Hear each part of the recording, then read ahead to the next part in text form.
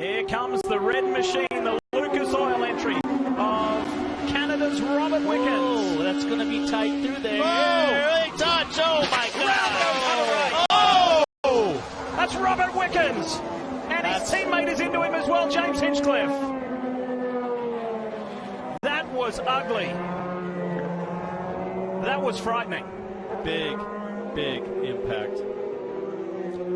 Talk us through this one. Yeah, I mean, just looking at this again and thinking about prior accidents in the series, this looked like Michaela Lotion, the accident that he had at Fontana where he got up in the fence and it just spun the car around like a top. So, I mean, and have a listen.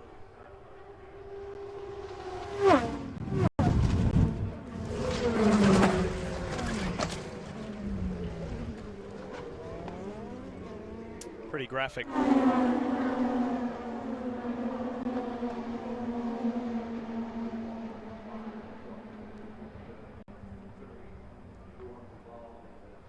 And another angle. Watch the camera in the upper left-hand corner of your screen. broke the roll bar right off the top of the car. Stay off the brake pedal. Here we go with Hinchcliffe. It'll be 2 rows up ahead there. Stay low. Stay down. Stay down. Stay down. Oh, that was Fittipaldi that hit. Fittipaldi.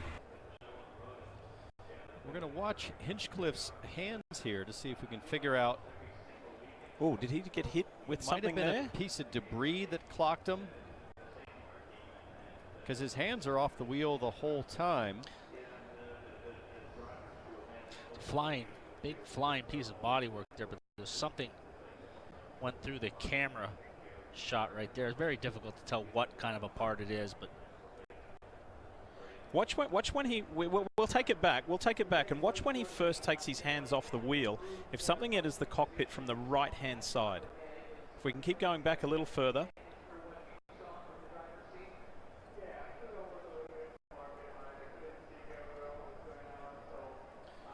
Okay. So we're going to replay it here. You see him start to get loose there. Big correction. Right hand's off the steering wheel. Left hand's trying to keep all the opposite lock he can. Now he pulls his hands off. And we're looking for any debris that might have entered the cockpit. I don't see anything, no. Paul, but it doesn't mean it didn't get through there. You see a little piece of carbon, and you can see this is a helmet cam, so you could see a little bit of a reaction from the helmet hitting that piece of debris. But as you said, Paul, it's so difficult to know what that was. And let's not forget, he was hit in the past at the Indy Grand Prix quite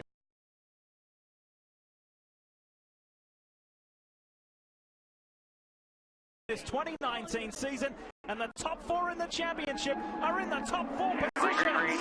To the left of the screen in the orange car, Scott Dixon with a good start. The yellow car is Simon Pagenaud, the Indy 500 champion. He's going for the inside on his teammate, and the Indy champ will take the lead into 1. Charlie Kimball jumped onto the warm-up lane down there, and he passed about 8 cars down into the first corner. But Simon Pagenaud shows his speed right away. But Alexander Rossi pretty well smoked on the front straightaway. Now Ryan Hunter-Reay is to the inside. Huge crash. Hunter-Reay, Sato. Oh no, and Rossi is in it. A lot of cars.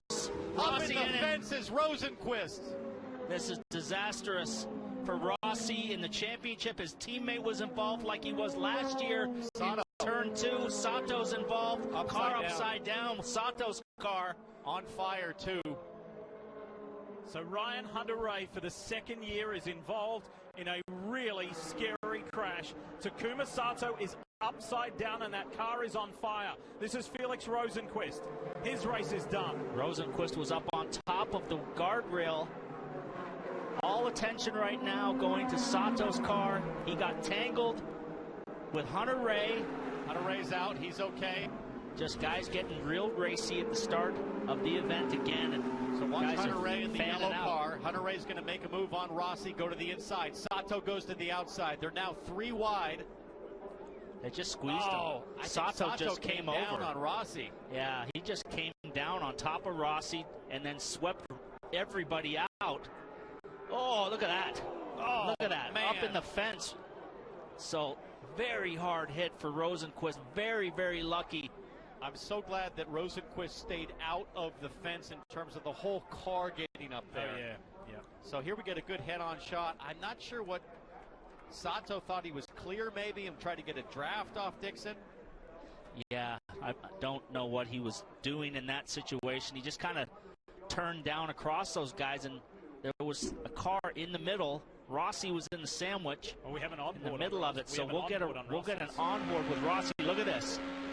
Already banging wheels already. So close, but here, watch Sato, and then he just turns on him. Oh, and Hunter Ray was kind of tight Rossi down below. No steering for Rossi now. I think everybody was trying to go after the single car tow, the draft from Scott Dixon. You had 3 wide and 1 in front. Hunter Ray on board. Passing his teammate here, so he's on the inside clear of him. Then watch Sato he tries to shoot that gap, and it was not there. Not on at all.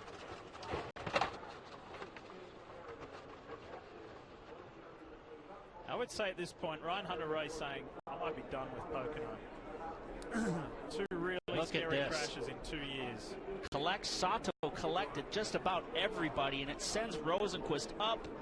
So similar to Wickens last year. He's so lucky that didn't get into the fence.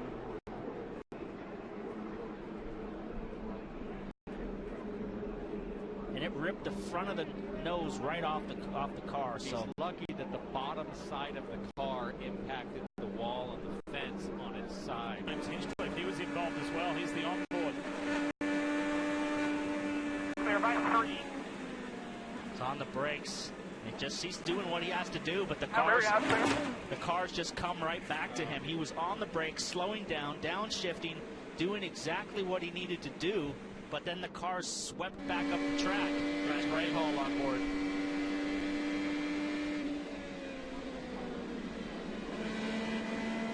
Good driving. You're clear, all clear, all clear. Big right behind you, buddy. Big right behind you. I think this is Rosenqvist, isn't it? Outside. You're clear. Oh. Ferrucci, I already saw, got through this. More heads up, smart driving. Watch this. He gasses it up and just goes for it again. Just like he did at 500. He just saw the gap and hit the full throttle and went right around the out. And show you something. Take a look at this. That's the deflector on top of the tub, which is the new component that was added for safety to specifically deflect anything from hitting the driver's head. Which I think something did just go off there. That advanced frontal protection device. Let's have another look at it. So you see the tire zinging up there. Right there. Right there. Roll it forward. Just that. Yeah, a little piece of carbon just bounced right off that deflector. You can see it. You can see that big piece of carbon right there bouncing right off of that. And that, without that deflector, that would have hit James right on the forehead. And that happened to him at the Grand Prix of Indy. He had a similar thing, a winglet hit him. So that did.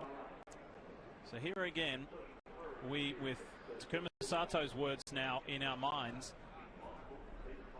Well, the comment from Sato to me said it all. I thought I was clear, and unfortunately he was nowhere close to being clear